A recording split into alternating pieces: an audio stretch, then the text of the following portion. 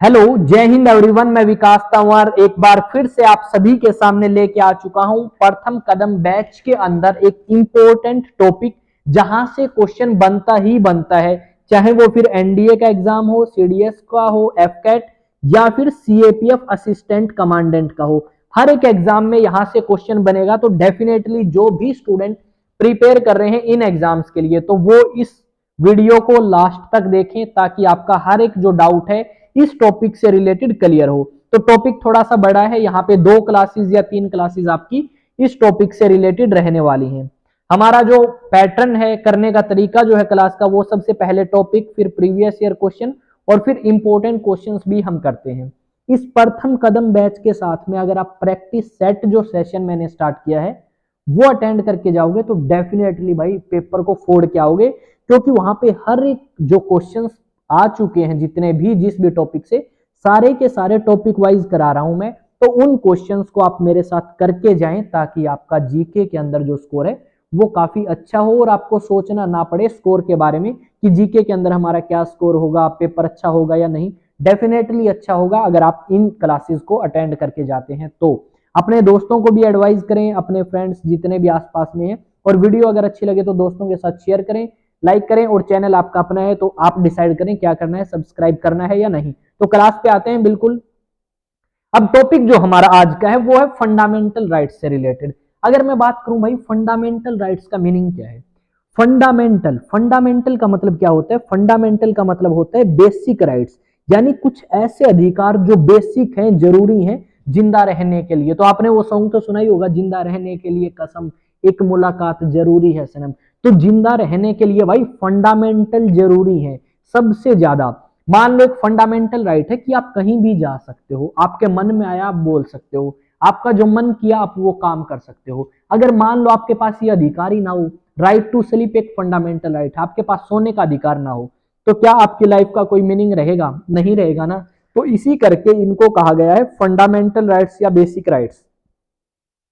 तो इनके बारे में जितनी भी चीजें हैं वो सारी की सारी अब हम बारी बारी जानेंगे, जहां से क्वेश्चन आ सकता है, और साथ में मैं आपको बताऊंगा कि किस टाइप से क्वेश्चन पूछा जाता है। तो अगर हम सबसे पहले बात करें, तो सबसे पहले हम बात करेंगे फंडामेंटल राइट्स की। तो ये जो फंडामेंटल राइट्स का आइडिया है ना, ये आइडिया हमने कहां से लिया है, कौन सी कंट्री से उठाया है हमने? क्योंकि बहुत सारी चीजें इंडियन कॉन्स्टिट्यूशन में जो हमने अलग अलग कंट्रीज से ली हैं और उनको इंडियन कॉन्स्टिट्यूशन के अंदर ऐड किया है। तो ये हमने लिया है भाई, कहां से लिया है फंडामेंटल राइट्स? तो ये हमने लिया है, एक सेकंड पेंसिल नहीं चल रही क्या अच्छे से, टेकन फ्रॉम यूएसए। तो यूनाइटेड स्टेट्स ऑफ अमेरिका के अंदर जो वहां का कॉन्स्टिट्यूशन है, मैं एक बार, वहां का जो कॉन्स्टिट्यूशन है यूएस कॉन्स्टिट्यूशन, उसके अंदर क्या है, वहां पे आपके जो फंडामेंटल राइट्स हैं उनको कहा जाता है बिल ऑफ राइट्स। एक सेकंड यार, थोड़ा ज्यादा हो गया, हाँ।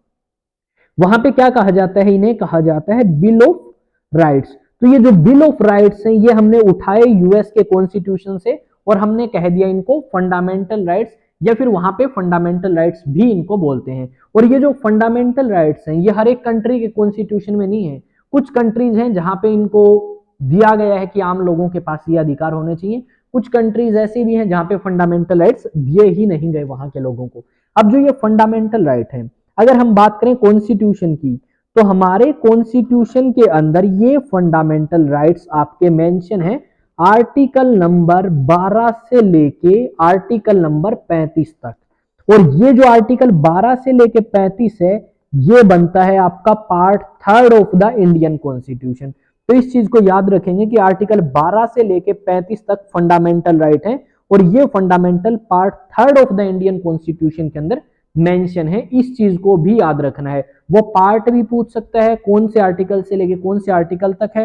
अगर बात करें टोटल आर्टिकल्स की, तो टोटल जो फंडामेंटल राइट्स हैं, टोटल फंडामेंटल जो राइट्स हैं वो देखो, पहले तो थे 7 टोटल फंडामेंटल राइट्स। कितने थे पहले? 7 थे। पर एट प्रेजेंट की अगर बात करूं, एट प्रेजेंट ये अपने 6 फंडामेंटल राइट्स हमें देखने को मिलेंगे। तो हम बात करेंगे आज कौन कौन से फंडामेंटल राइट है। अगर मैं बात करूं सबसे पहले फंडामेंटल राइट की, सबसे पहला जो फंडामेंटल राइट हमारा यहां पे है वो है राइट टू इक्वेलिटी। कौन सा है? राइट टू इक्वेलिटी, यानी समानता का अधिकार। और ये बात करी गई है आर्टिकल नंबर 14 से लेके 18 तक आपका ये फंडामेंटल राइट मेंशन है। सेकंड अगर बात करूं तो सेकंड है राइट टू फ्रीडम, यानी स्वतंत्रता का अधिकार या आजादी का अधिकार, ठीक है। और ये मेंशन है आपका आर्टिकल नंबर 19 से लेके 22। और ये सारे के सारे आर्टिकल्स या सारे के सारे जो फंडामेंटल राइट्स हैं वो हम डिस्कस करेंगे कि क्या है इसके अंदर और इसके अंदर क्या चीजें नहीं है। उसके बाद नेक्स्ट है राइट अगेंस्ट एक्सप्लॉयटेशन, यानी शोषण के विरुद्ध अधिकार, राइट अगेंस्ट एक्सप्लॉयटेशन।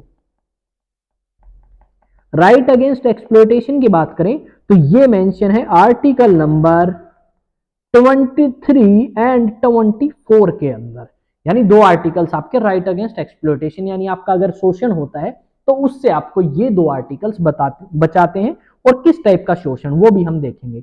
उसके बाद आता है right to freedom of religion, right to freedom of religion यानी धर्म की आजादी, right to freedom of religion. कौन से आर्टिकल से लेके कौन से आर्टिकल तक, तो ये आपके मेंशन है आर्टिकल 25 से लेके 28 तक, ठीक है। उसके बाद अगर हम बात करें, उसके बाद आपका नेक्स्ट आता है, कितने हो चुके हैं देखें तो एक हो चुका है, 2 3 4, अब आते हैं पांचवें पे, ठीक है।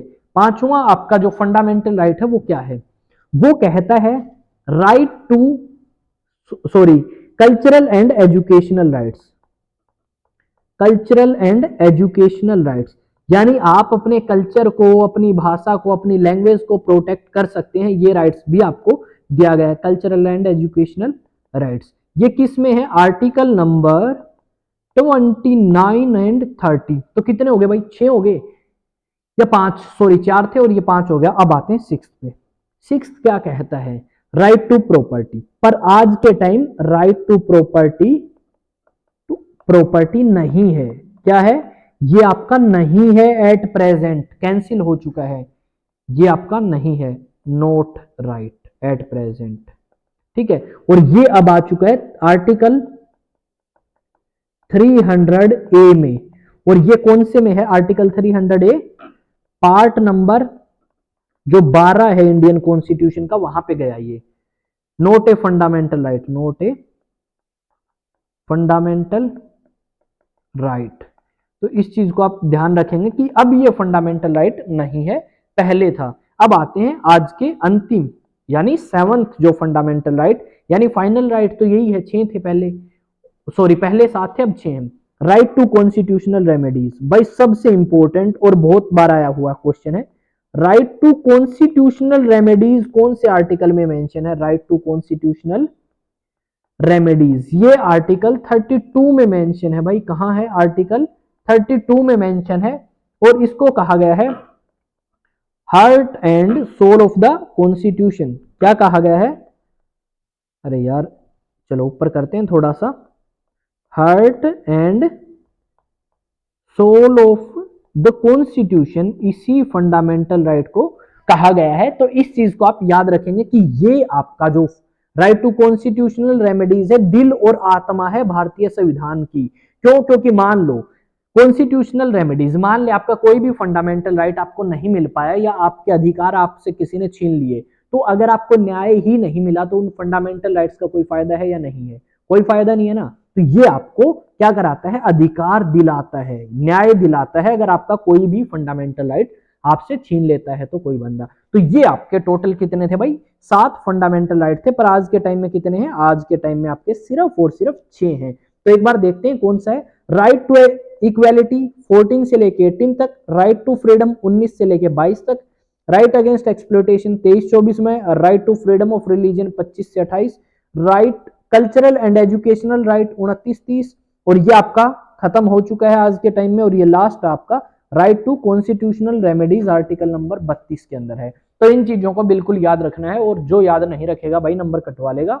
और मैं चाहता हूं कि जितने भी स्टूडेंट इस क्लास को अटेंड कर रहे हैं भाई, एक भी नंबर ना कटे। देखो इसमें मैं दोबारा बताता हूं आपको एक चीज और, कैसे वो पूछ सकता है एट प्रेजेंट टोटल कितने फंडामेंटल राइट्स हैं, वो पूछ सकता है राइट टू इक्वालिटी कौन से आर्टिकल से लेके कौन से आर्टिकल तक मेंशन है, वो पूछ सकता है राइट टू फ्रीडम कौन से आर्टिकल से लेके कौन से आर्टिकल तक मेंशन है। तो आपको ये चीजें भी याद होनी चाहिए, कौन से आर्टिकल से लेके कौन से आर्टिकल तक है। और सबसे ज्यादा इंपॉर्टेंट कि ये जो राइट टू प्रॉपर्टी जो है ये आपका पहले तो फंडामेंटल राइट था आर्टिकल 31 के अकॉर्डिंग, किसमें, आर्टिकल 31, यहां पे मैं लिख देता हूं किसके अकॉर्डिंग था ये, आर्टिकल 31।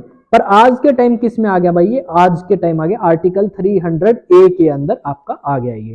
तो बात ये है कि अब ये फंडामेंटल राइट नहीं है, इसको डिलीट भी किया होगा। तो डिलीट कब किया गया इसको, तो वो आप मुझे कमेंट में बताएंगे या फिर मैं आपको बताऊंगा। 44th कॉन्स्टिट्यूशनल अमेंडमेंट एक्ट 1978 में इसको डिलीट किया गया था। ठीक है, राइट टू प्रॉपर्टी को डिलीट किया गया और एक लीगल राइट बना दिया फंडामेंटल राइट से। तो इस चीज को आप ध्यान में रखेंगे। आई होप जितने भी मेरे विद्यार्थी हैं, जितने भी योद्धा हैं अपने देश की सेवा करने के लिए जो तैयारी कर रहे हैं अभी, मैं एक बात कहना चाहूंगा यहाँ पे कि एनडीए का एग्जाम जो है बच्चे मानते हैं 12th लेवल पे कि डिफिकल्ट हो जाता है सर, जरूर बिल्कुल डिफिकल्ट हो जाता है। और मेरा मानना ये है कि उनको थोड़ा सा कम अगर कहें तो वो भी गलत होगा, सही है मेरे अकॉर्डिंग जो भी चल रहा है चीजें चलने दे।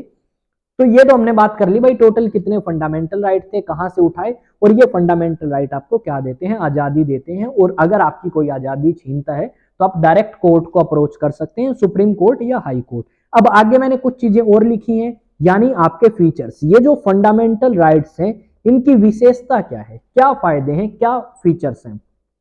देखो अगर हम बात करें फंडामेंटल राइट्स के फीचर की, तो देखो फंडामेंटल राइट का जो सबसे पहला फीचर मैंने ये लिखा है, some available to citizens and other are available to all.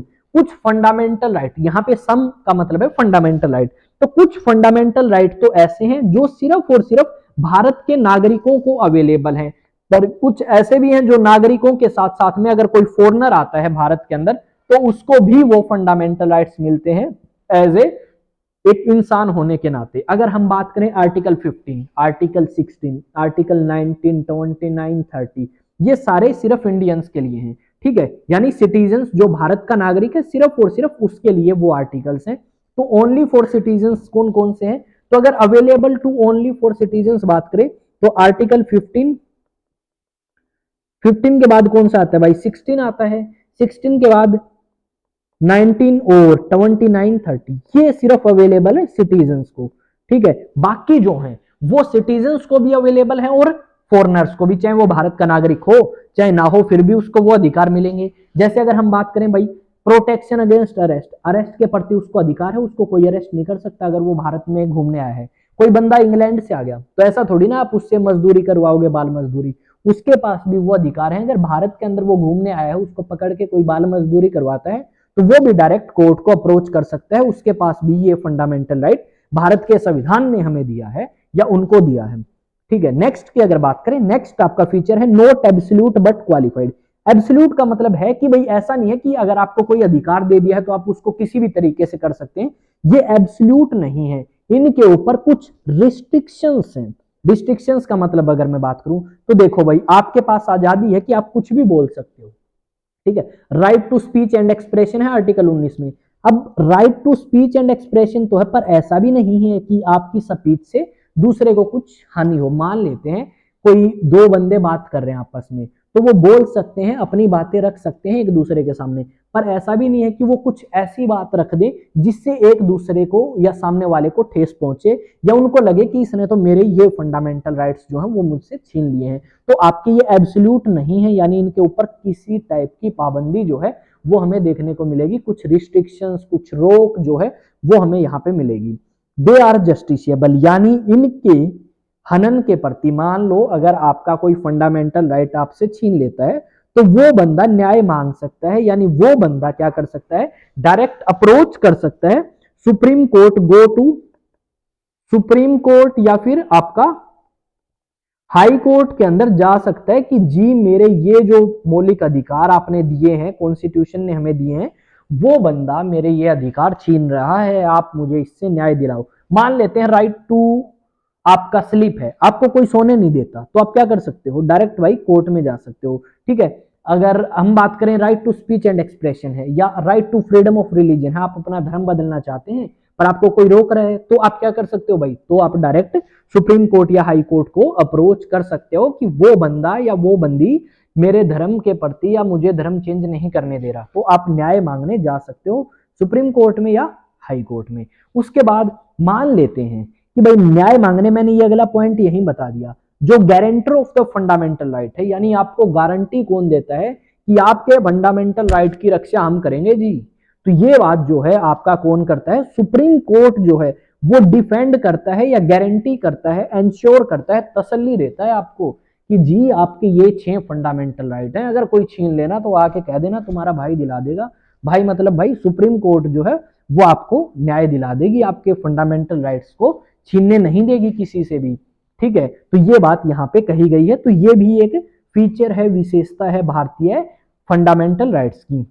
उसके बाद है नोट सैक्रोसैंक्ट एंड परमानेंट। अब ऐसा भी नहीं है भाई जो चीज लिख दी तो वो परमानेंट है, ये परमानेंट नहीं है, चेंज किया जा सकता है इनके अंदर अगर मान लेते हैं जो फाउंडिंग फादर्स हैं या अभी जो फिलहाल सरकार चल रही है उनको लगता है कि हमें इन लोगों के ये अधिकार छीन लेने चाहिए और इनकी जगह कुछ और अधिकार दे देने चाहिए, तो उनके पास ये पावर है, यानी पार्लियामेंट के पास ये पावर है कि वो किसी भी फंडामेंटल राइट को हटा सकती है और नया फंडामेंटल राइट ऐड कर सकती है।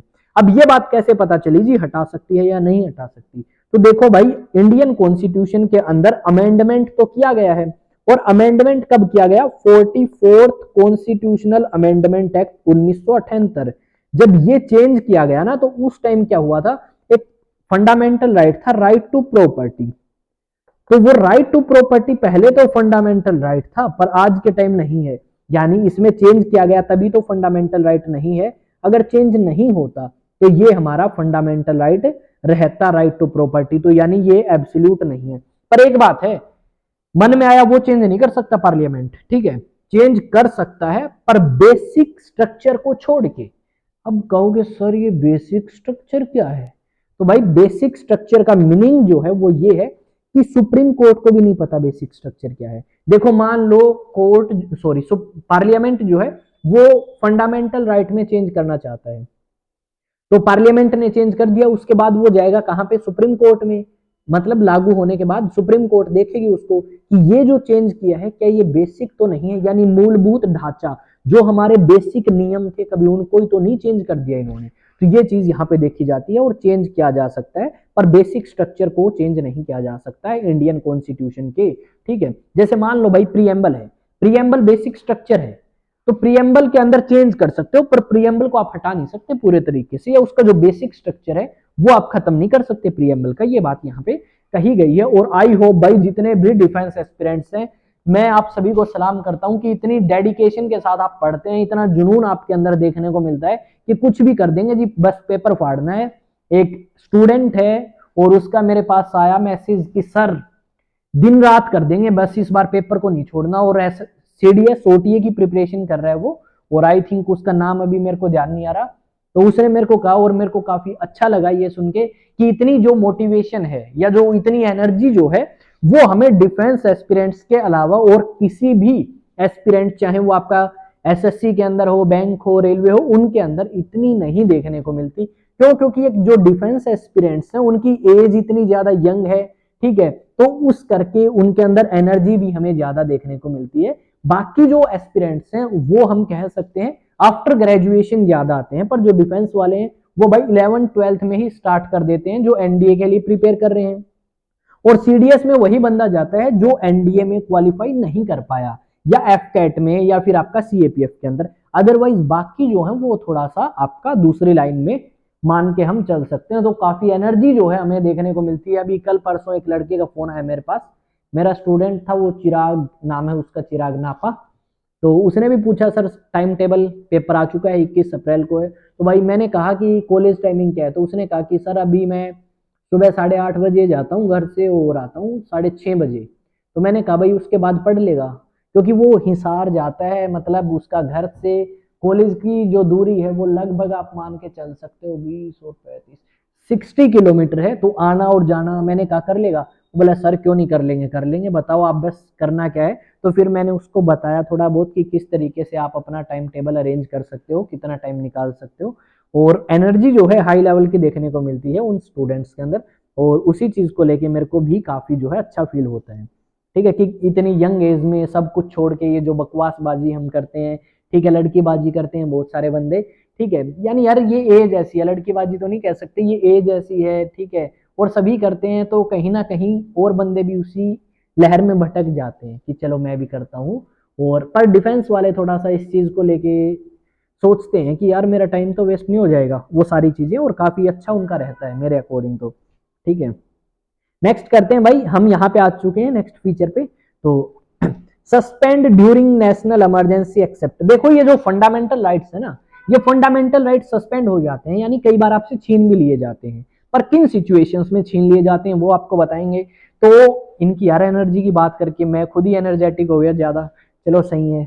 तो सस्पेंड हो जाते हैं कुछ फंडामेंटल राइट्स, पर किन सिचुएशंस में, जब नेशनल इमरजेंसी लगती है या किसी भी टाइप की इमरजेंसी लगती है ना, जैसे नेशनल हो गया प्रेस और हाँ नेशनल इमरजेंसी में ज्यादा होता है ये, तो उस टाइम आपके कुछ फंडामेंटल राइट आपसे छीन लिए जाते हैं।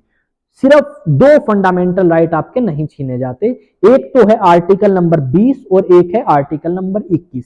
ये आर्टिकल 20 और 21 जब नेशनल इमरजेंसी लगती है उस टाइम भी आपके पास में रहते हैं, इनके अलावा जो है वो आपसे छीन लिए जाते हैं। आर्टिकल 20 में कहा गया है protection in respect of conviction, मान लो अगर आपने कोई अपराध किया है तो उस ऐसा नहीं है कि पुलिस आपको उठा के लेगी, या आपने अपराध नहीं किया पर पुलिस को शक है वो आपको उठा के ले जाए, ऐसा नहीं हो सकता, यानी आपको प्रोटेक्शन दी है अरेस्ट करने से या ऑफेंस अगर आप करते हो तो उसके प्रति। और आर्टिकल 21 जो है वो कहता है protection of life and personal liberty. तो ये जो दो आर्टिकल्स हैं ये आपके सस्पेंड नहीं होते ड्यूरिंग नेशनल इमरजेंसी, स्पेशली बोला गया है नेशनल इमरजेंसी। एक और है भाई सबसे ज्यादा इंपॉर्टेंट आर्टिकल, आर्टिकल नंबर 21। तो आर्टिकल नंबर 21 में क्या मेंशन किया गया है कि देखो आर्टिकल 19, सॉरी 21 नहीं 19, आर्टिकल जो 19 है वो सस्पेंड हो जाएगा, पर किन सिचुएशंस में, अगर नेशनल इमरजेंसी लगी आपकी, पर किस बेसिस पे, अगर नेशनल इमरजेंसी लगी वॉर और एक्सटर्नल एग्रेशन, यानी अगर कोई दूसरी कंट्री भारत के ऊपर अटैक कर देती है उस टाइम आपका आर्टिकल 19 सस्पेंड हो सकता है, या कोई दूसरी कंट्री के साथ, सॉरी दूसरी कंट्री अगर हमारे ऊपर हमला कर दे या हम किसी दूसरी कंट्री के साथ वॉर में है उस टाइम तो आर्टिकल 19 सस्पेंड हो सकता है।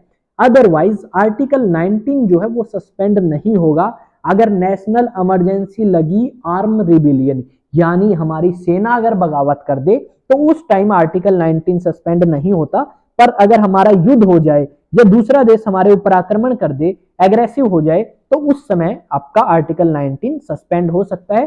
Point to be milord my, sorry point to be noted my milord, important है भाई, सबसे ज्यादा इंपॉर्टेंट है। क्वेश्चन पूछ सकता है कि आर्टिकल 19 सस्पेंड होता है ड्यूरिंग इमरजेंसी, पर किस बेसिस के ऊपर सस्पेंड, या किस टाइप की इमरजेंसी के दौरान इसको सस्पेंड किया जा सकता है, यह आपसे पूछ सकता है। और आई होप जितनी भी चीजें मैंने बताई है उनमें किसी भी बंदे को, किसी भी स्टूडेंट को डाउट नहीं होगा। अगर किसी भी स्टूडेंट को डाउट है तो मुझसे पूछ सकता है, और जैसे ही ये क्लास फिनिश होगी उसके बाद हमारा नेक्स्ट सेशन रहेगा जहां पे हम एक एक आर्टिकल जो इंपॉर्टेंट है हमारे उन सभी आर्टिकल्स को डिस्कस करेंगे। बिल्कुल देखो सारे के सारे नहीं करेंगे, कुछ आर्टिकल्स को मैं बीच में छोड़ भी दूंगा, पर फंडामेंटल राइट्स वाले नहीं, क्योंकि यहाँ पे फंडामेंटल राइट्स से हर बार क्वेश्चन आया है, चाहे कोई भी ईयर का आप NDA, CDS, AFCAT, CAPF, even SSC कोई भी एग्जाम उठाओगे ना तो भाई ये टॉपिक सबसे ज्यादा फेवरेट है हर एक एग्जाम वालों का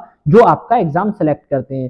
तो इस टॉपिक को तो बिल्कुल अच्छे से करके जाएंगे, रगड़ के जाएंगे, जितने क्वेश्चंस आ सकते हैं सारे के सारे करके जाएंगे यहाँ से, और डेफिनेटली स्कोर आपका अच्छा होगा, और इस चीज का वादा है मेरा। और अगर आपको किसी भी प्रकार का डाउट है, कोई भी आप मुझसे क्वायरी करना चाहते हैं, तो आपको पता है मुझसे कहाँ कनेक्ट कर सकते हो भाई, इंस्टा विकास तंवर 04, व्हाट्सएप पे थोड़ा कम एक्टिव रहता हूँ, टेलीग्राम पे सारे के सारे नोट्स जो हैं मैं वो आपको प्रोवाइड करा दूंगा, तो आप वहां से ये नोट्स ले सकते हैं। और साथ में जो क्वेश्चन है यानी प्रैक्टिस सेट जो मैंने चलाए हैं उनकी पीडीएफ भी आपको यहाँ पे मिलेगी। तो आई होप आपने क्लास एंजॉय करी होगी, और अगर वीडियो अच्छी लगे तो वीडियो को लाइक करें, शेयर करें अपने दोस्तों के साथ जो डिफेंस के लिए प्रिपेयर कर रहे हैं, और साथ में चैनल आपका अपना है, बताने की जरूरत नहीं है, सब्सक्राइब करना है या नहीं करना, क्योंकि आप सभी को पता है आपके लिए ही मेहनत करी जा रही है और डेफिनेटली चीजें आपको समझ आएंगी।